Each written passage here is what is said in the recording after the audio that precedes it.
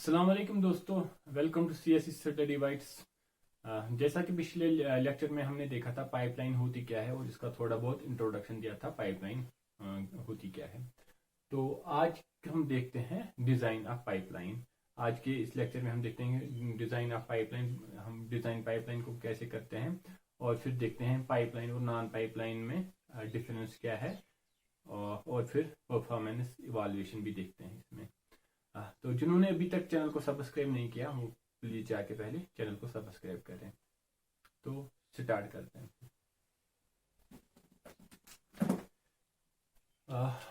क्या है design of A pipeline, हम डिजाइन पाइपलाइन को कैसे करते हैं। तो जैसे पाइपलाइन मैंने पिछले लेक्चर में बोला था होती क्या है, और अब हम इसमें क्या देखेंगे। पहला पॉइंट यहाँ पे देखते हैं, pipe has two ends, input end output and. Pipe के क्या होते हैं, हमारे दो एंड्स होते हैं। यहां से इनपुट है और ये इनपुट एंड है, और यहां से एक है आउटपुट एंड। ठीक, तो इनपुट एंड और output end. Multiple pipes are interconnected each other between the input end output end to satisfy functionality of pipeline. अब फंक्शनलिटी ऑफ पाइपलाइन को सेटिस्फाई करने के लिए हम क्या करते हैं, बहुत सारी पाइप्स को आपस में इंटरकनेक्ट करते हैं। जैसे यहाँ पे हमने देखा ये वाली पाइप, ये वाली पाइप, ये वाली पाइप, ये वाली पाइप, और फॉर एग्जाम्पल यहाँ पे क्या है, ये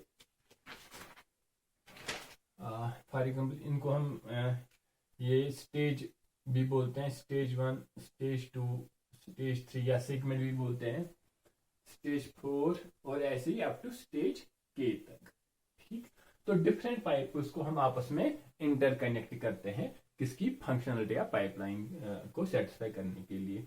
और फिर each pipe in pipeline is called as stage और सेगमेंट। हर एक पाइप जो यहाँ पे S1, S2, S3, S4, S5 up to SK है, इनको हम क्या बोलते हैं, या हम इसको स्टेज बोलते हैं या फिर सेगमेंट भी बोलते हैं। और इसके बाद interface registers are used between the stages to hold intermediate output. अब यहाँ पे जो बीच में है ना, ये इनको क्या बोलते हैं, यहाँ पे ये है इंटरफेस रजिस्टर्स। इंटरफेस रजिस्टर्स ये किस लिए यूज होते हैं, क्योंकि जब यहाँ पे स्टेज 1 से आउटपुट निकलेगा तो वो स्टोर करता है यहाँ पे इंटरफेस रजिस्टर, और वो इंटरफेस रजिस्टर फिर S2 को वो देता है एज इनपुट। समझ में आ रहा है। हमारे पास क्या है, इंटरफेस रजिस्टर है। ये हम यूज क्यों करते हैं, interface registers are used between the stages to hold the intermediate output. S1 से जो आउटपुट मिला उसको होल्ड कौन करता है, उसको इंटरफेस रजिस्टर होल्ड करती है, और फिर वो एक्ट करता है एज इनपुट टू S2। ऐसे ही फिर S2 से आउटपुट निकलेगा, वो ये वाली इंटरफेस रजिस्टर उसको स्टोर करेगी और इनपुट देगी फिर S3 स्टेज 3 को। ठीक, they are also called buffer और लैच और पाइपलाइन रजिस्टर। इनको हम क्या बोलते हैं, बफर भी बोलते हैं, या लैच बोलते हैं, या पाइपलाइन रजिस्टर्स भी बोलते हैं। किनको, इंटरफेस रजिस्टर्स को। All pipes are along with interface registers are connected by a common clock. जितने भी हमारे इंटरफेस रजिस्टर्स हैं, या जितने भी यहाँ पे हमें पाइप्स हैं, उनको ये सारी कनेक्टेड होती है एक ही क्लॉक से। सारे कनेक्टेड हैं किससे, कॉमन क्लॉक से। यहाँ पे जैसे आप फिगर में देख सकते हो। ठीक, तो ये था हम डिजाइन पाइपलाइन कैसे करते हैं। अपने एक एग्जांपल दिखाता हूँ, उससे क्लियर हो जाएगा आपको।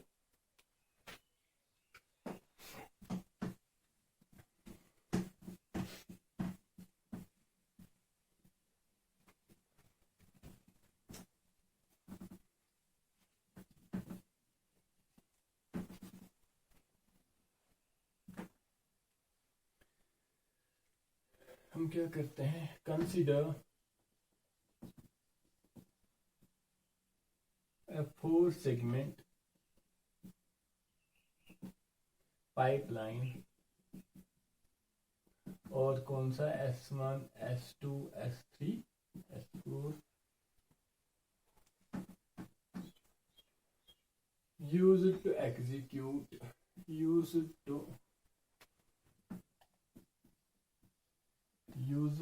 execute the 4 tasks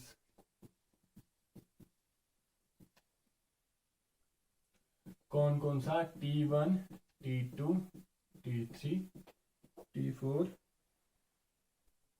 ठीक, तो हमारे पास क्या है, 4 स्टेज सेगमेंट है जो हम यूज करते हैं एग्जीक्यूट करने के लिए 4 टास्क को। कौन कौन सा, T1, T2, T3, T4।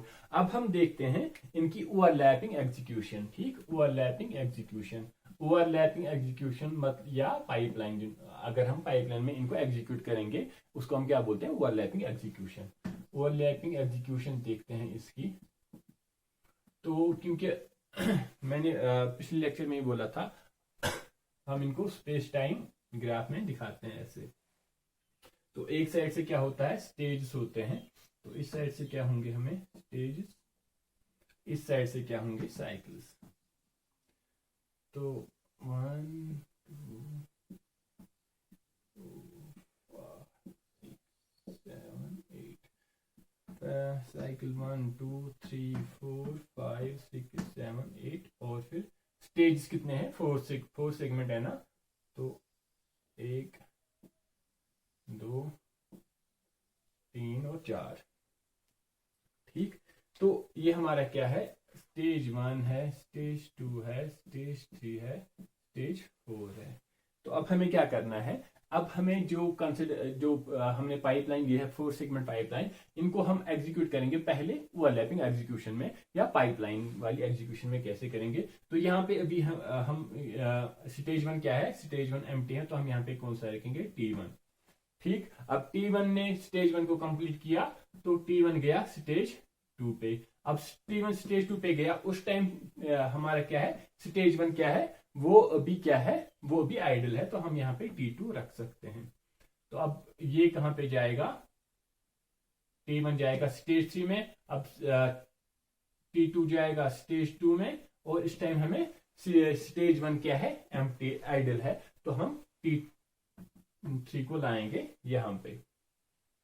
अब इसको लाया तो ये कहां पे जाएगा, T1 ये स्टेज 4 में जाएगा, ये जाएगा स्टेज 3 में, और ये जाएगा स्टेज 2 में। और स्टेज 2 में गया तो यहाँ पे हमें क्या है, इस टाइम हमारा जो स्टेज 1 है वो आइडल है, तो हम यहाँ पे T4 को लाएंगे, क्योंकि हमारे पास 4 ही टास्क हैं जो हमें कंप्लीट करने हैं। तो हम पहले देखेंगे ओवरलैपिंग एग्जीक्यूशन।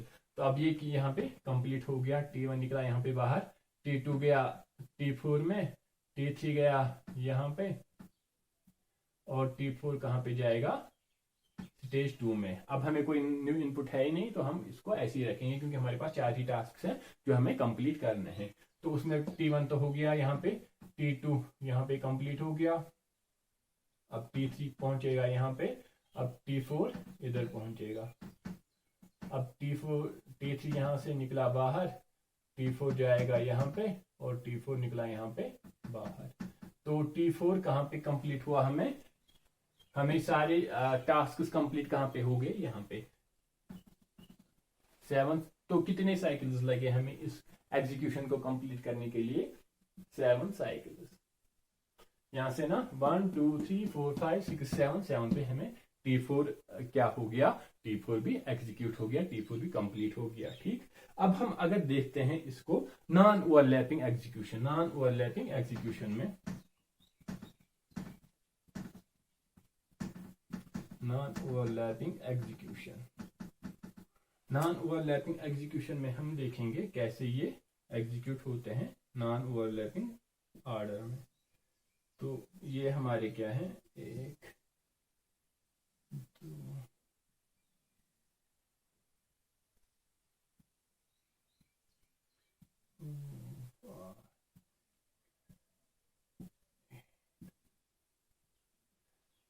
तो यहां से हमें क्या है, इस साइड हमें है स्टेजेस, इस साइड है साइकिल्स। 1 2 3 4 5 6 7 8 9 10 11। क्योंकि नॉन ओवरलैपिंग एग्जीक्यूशन है, तो यहाँ पे क्या होगा, पहले T1 आएगा हमें, T1 फिर यहाँ पे स्टेज 1 है, स्टेज 2 है, स्टेज 3 है, स्टेज 4 है। T1 पहले आएगा स्टेज 1 में, अब उसने स्टेज 1 कंप्लीट किया, वो फिर स्टेज 2 में जाएगा, फिर स्टेज 3 में जाएगा, फिर स्टेज 4 में जाएगा। तो यहाँ पे निकला हमें T1 T1 T1 हमें यहाँ पे कंप्लीट हो गया, उसको कितने 4 साइकिल्स लगे, क्योंकि ये नॉन ओवरलैपिंग है। इसका मतलब जब हमें एक टास्क कंप्लीट होगा इसके बाद ही हम न्यू टास्क को किसमें, इसमें पाइपलाइन में डाल सकते हैं, एग्जीक्यूशन में डाल सकते हैं। तब तक हम, जब तक हमारा एक क्योंकि हम यहाँ पे नॉन ओवरलैपिंग, यहाँ पे क्या था, यहाँ पे अभी पहला हमें ओवरलैपिंग जो एग्जीक्यूशन में ऊपर देखी, वहां पे क्या होता था, अभी हमारा जो पिछला इनपुट था वो अभी एग्जीक्यूट ही हो रहा था, लेकिन हम नया इनपुट भी इंसर्ट कर रहे हैं इसमें। लेकिन यहाँ पे ऐसा नहीं होता, यहाँ पे क्या होता है, जब हमारा एक टास्क कंप्लीट होगा इसके बाद ही हम न्यू टास्क को इंसर्ट कर सकते हैं इसमें। तो यहाँ पे क्या आएगा, अब T2 यहाँ पे आएगा, उसको भी लगेंगे कितने साइकिल्स, 4 साइकिल्स। तो T2 यहाँ पे कंप्लीट हुआ, कहां पे, उसको कितने लगे 8, तो 8। अब ऐसे ही T3 को 12, T4 को 16, मतलब यहाँ पे कितने साइकिल्स लगे, 16 साइकिल्स। 16 साइकिल्स कब लगे हमें, जब हमने नॉन ओवरलैपिंग एग्जीक्यूशन की, और 7 साइकिल्स कब लगे, जब हमने ओवरलैपिंग एग्जीक्यूशन की, या हमने जब पाइपलाइन की। और ये नॉन ओवरलैपिंग मतलब नॉन पाइपलाइन में जब हमने एग्जीक्यूट किया टास्क को, और ओवरलैपिंग एग्जीक्यूशन मतलब जब हमने पाइपलाइन में किया एग्जीक्यूट टास्क को, तो उस टाइम और हमें कितने साइकिल्स लगे, 7 साइकिल्स, यहाँ पे 16 साइकिल्स लगे। अब देखो कितनी डिफरेंस है, काफी डिफरेंस है। तो ये क्या था, ये था आज का जो हमने स्टार्ट किया था, आज का जो टॉपिक था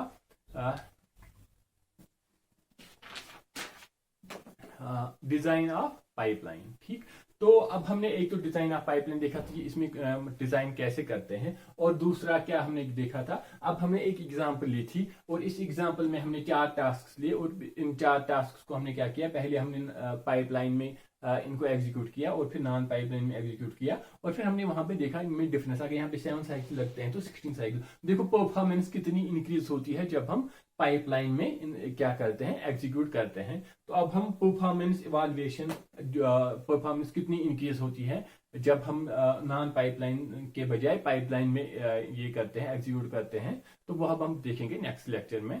ठीक, तब तक के लिए अल्लाह।